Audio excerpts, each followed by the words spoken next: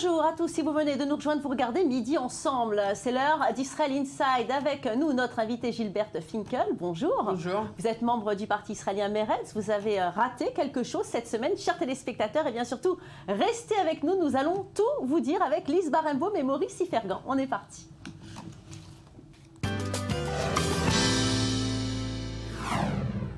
Et c'est l'une des villes les plus pauvres d'Israël. Située dans le désert du Negev, elle est connue pour son centre de recherche nucléaire, mais aussi pour la précarité des habitants qui y vivent. Aujourd'hui, des dizaines de salariés des entreprises de la ville sont menacés de licenciement et le maire a décidé de se révolter contre ces décisions en organisant une grève généralisée, du jamais vu en Israël. Regardez. C'est une ville en ébullition. Dimona, cité du sud d'Israël, est prête à se mettre en grève. Les fonctionnaires du conseil de la ville sont solidaires des grévistes de l'entreprise Israel Chemicals et de quelques 60 employés de la compagnie Météor menacés de licenciement. C'est le destin d'un foyer sur 5 qui est en jeu, puisque 20% des habitants sont liés à ces entreprises. Le maire de Dimona, Benny Biton, se joint au mouvement populaire contre ce départ forcé. Je dois dire aujourd'hui, il n'y a pas de coalition ou d'opposition. Nous travaillons ensemble sur ce problème. Aujourd'hui, tout le monde se mobilise pour les travailleurs d'Israel Chemicals. Les écoles seront fermées et la route 25, une des principales artères du sud d'Israël, va être bloquée. Le maire de la ville a même téléphoné au ministre des Finances désigné, Moshe Kahlon, pour lui demander le droit de veto que le gouvernement détient sur ces licenciements en raison de sa participation majoritaire dans l'entreprise Israel Chemicals. Dans ce combat, nous allons gagner. La police ne viendra pas déloger les salariés. Monsieur le maire, nous ne bougerons pas. Enfants, parents, je vais vous demander. Il y a 2000 travailleurs ici. Il est temps de dire la vérité, à voix haute. Des pourparlers ont eu lieu entre le président du syndicat Histadrut, Avi Nissenkorn, et Nir Gilad, le président du conseil d'Israel Chemicals, mais ils sont restés infructueux. 170 travailleurs sont donc confrontés à des licenciements ou à la retraite anticipée involontaire. Les salariés souhaitent que leur sort soit décidé par un arbitre indépendant, alors qu'Israel Chemicals souhaite conserver le contrôle sur ses départs. Une affaire qui aggrave encore plus la crise de l'emploi dans la région. Un bon nombre des employés de Dead Sea Works et de Bromine Compounds ont été en grève ces 3 derniers mois. Les travailleurs de Météor, endettés à hauteur de 30 millions de shekels, n'ont pas reçu leur salaire et la société va fermer. Le tribunal du travail régional de Beersheva donnera une audience cette semaine pour trouver une solution. Les 40 000 habitants de Dimona se préparent quant à eux à un futur sombre. Alors, Lise Barenbaum, quelles sont les spécificités de cette ville, Dimona? Alors, c'est une ville du Negev, dans le désert du sud d'Israël. Elle compte environ 40 000 habitants. Elle est connue parce qu'elle abrite un centre de recherche nucléaire où on suppose que le gouvernement israélien développe l'arme nucléaire. Et c'est une ville de développement, une des premières villes de développement dont David Ben Gurion avait initié la création dans les années 50. À partir de 1955, elle a commencé à accueillir des immigrants, principalement d'Afrique du Nord. Alors justement, Dimona abrite un centre de recherche nucléaire, hein, vous venez de le dire. Il y a eu des révélations sur le réacteur nucléaire de la ville en avril dernier. Oui, selon le journal Haaretz, des documents secrets ont été divulgués qui montrent que David Ben Gurion aurait acheté des missiles américains à son époque pour protéger ce site ultra sensible. Alors Israël a toujours dit qu'il y avait une activité nucléaire à Dimona, mais une activité civile et pas militaire. En tout cas, en juillet dernier, pendant la guerre, 3 roquettes de longue portée ont été tirées sur le site et le Hamas a revendiqué le tir et dit qu'il visait délibérément la centrale nucléaire. Clairement, quelles sont les revendications des travailleurs ? Alors déjà de garder leur emploi et puis de changer surtout de direction puisque leurs entreprises se font beaucoup de bénéfices mais elles ne leur accordent selon eux qu'un petit salaire de 8000 shekels, soit à peu près 1800 € par personne. C'est une ville qui a voté à 42% pour le parti de Benyamin Netanyahou, donc ils attendent vraiment du changement de ce nouveau gouvernement. Alors on vient de comprendre que Maurice Ifergan, donc la situation à Dimona est dramatique, mais est-ce que c'est uniquement le problème de Dimona ou bien c'est celui des villes du Negev ? C'est pratiquement le problème de toutes les villes de la périphérie, ce qu'on appelle la périphérie israélienne, mais particulièrement dans le Negev. Pour ce qui concerne Dimona, les chiffres sont un peu confus, mais on a coutume de dire qu'il y a 1 habitant sur 7 qui est au chômage. Quand on sait que le chômage dans l'ensemble du pays, c'est à peu près 6 à 7%, dans le Negev, le chômage peut monter à 16%, notamment à Dimona, Beersheva et Arad.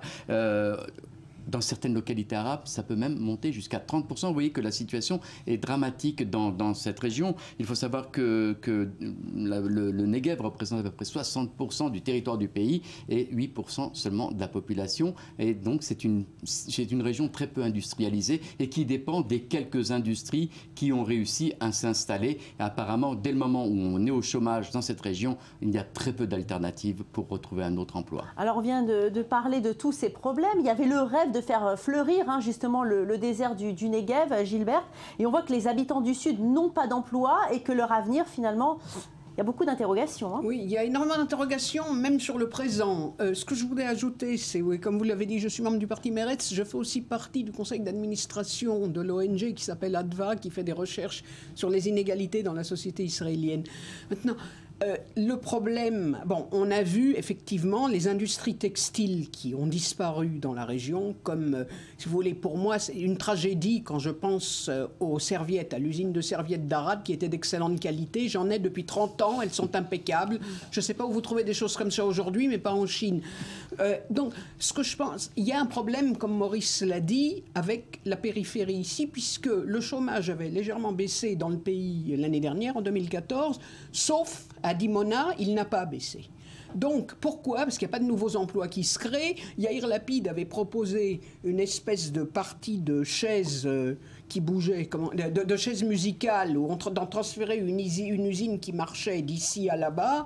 Bon, les employés, les salariés n'ont pas accepté, mais là, à mon avis, cette grève, elle a une dimension politique. C'est très symbolique. Mais c'est surtout politique, parce que d'abord, il y a plusieurs chiffres sur le montant des grévistes. À la radio, sur la première chaîne israélienne, j'ai entendu ce matin qu'il y avait seulement 500 personnes, surtout des employés de la mairie de Beersheva. Sur Internet, on parle de 2000 personnes. Pourquoi? Parce que d'abord, il n'y a pas de cohésion entre les différents partis, comme les usines, leur direction, leurs salariés, l'Histadrout, qui veut garder la mainmise sur tout ce qui se passe là-bas. Et puis, les syndicats. Les syndicats, oui, bah justement. Donc, et puis, tout le monde n'est pas à la même enseigne. Effectivement, la société Météor, apparaît-il, des pertes de 30 millions de shekels. Par contre, quand on regarde Israel Chemicals, c'est une des sociétés israéliennes qui gagne le plus d'argent, troisième dans le monde pour la production du brome. Elle gagne de l'argent. Bon, ça, c'est la nouvelle, ça, c'est l'économie néolibérale qui a été adaptée par Bibi Netanyahou lui-même. Maintenant, pourquoi est-ce que je vous dis politique? C'est en fait, quand on pense à ce que ces gens-là traversent, on peut les comprendre, ceux qui sont menacés de licenciement.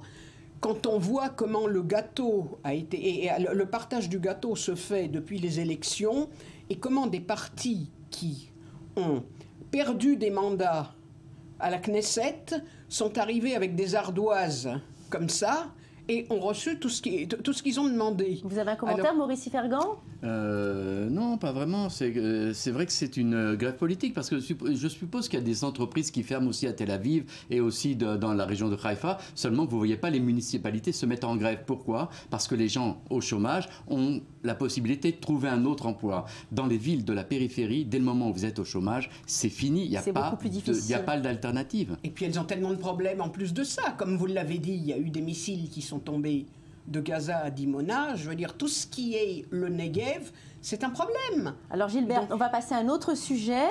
En bref, Lise Barenbaum, les déclarations d'un commissaire de police qui ont enflammé les médias israéliens. Oui, il s'agit de Yohanan Danino qui considère que la police devrait revoir son opinion sur la légalisation du cannabis. Alors il a tenu des propos assez controversés dans un lycée à Beit Shemesh près de Jérusalem. Je vous propose de l'écouter. Voilà l'histoire.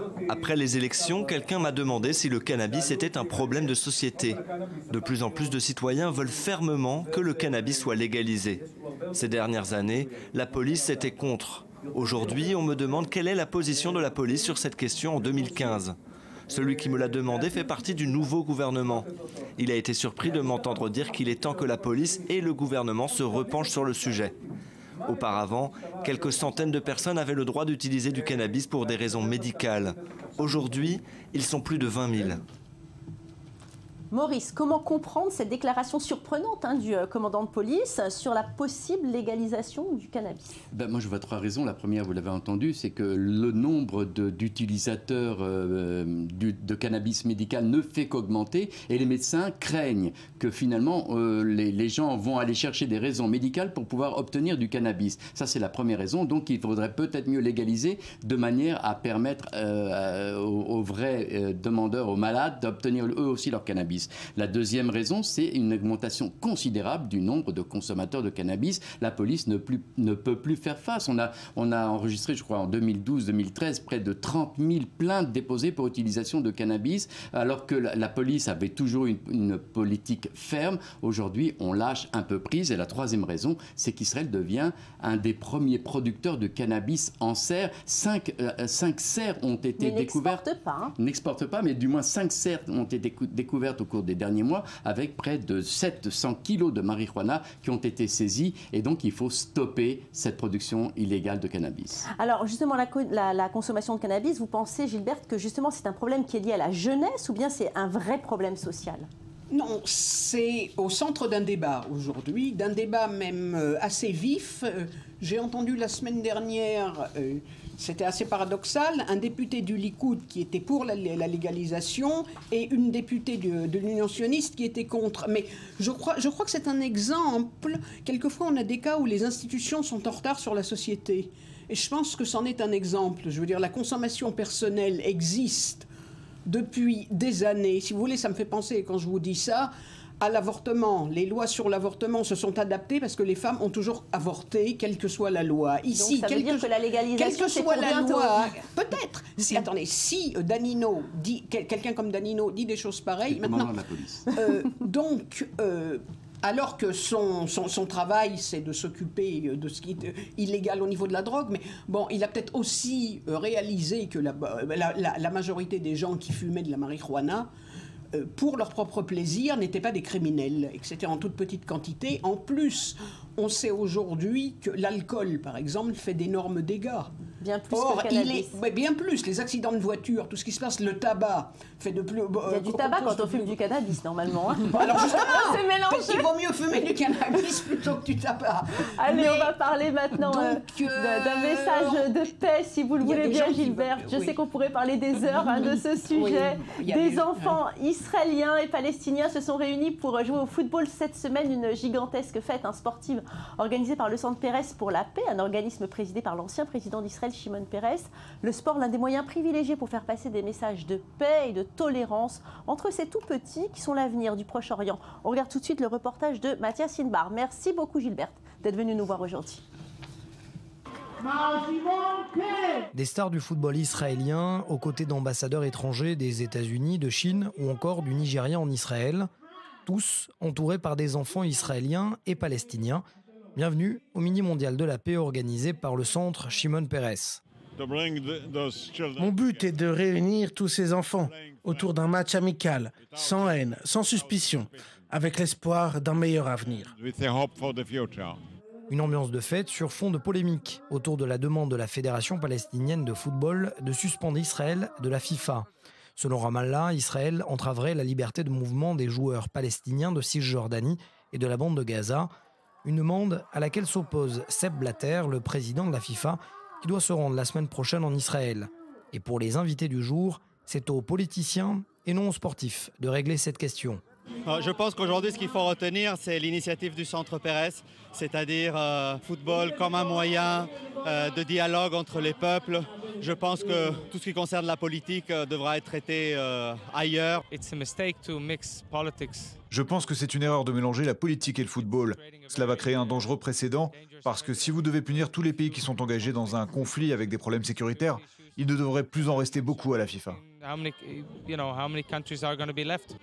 En attendant, seule issue pour la Fédération palestinienne, proposer un projet de résolution qui sera étudié lors de la prochaine réunion de la FIFA le 28 mai et recueillir un vote positif de minimum 75% des 209 votants. Yossi Benayoun, ex-joueur de Liverpool, préfère rester confiant. Bien sûr que je suis déçu de la tournure des débats. J'ai toujours dit lorsque je jouais à l'étranger qu'il ne fallait pas mélanger le sport et la politique. J'espère que ce type de rencontre pour la paix pourra agir en faveur du dialogue.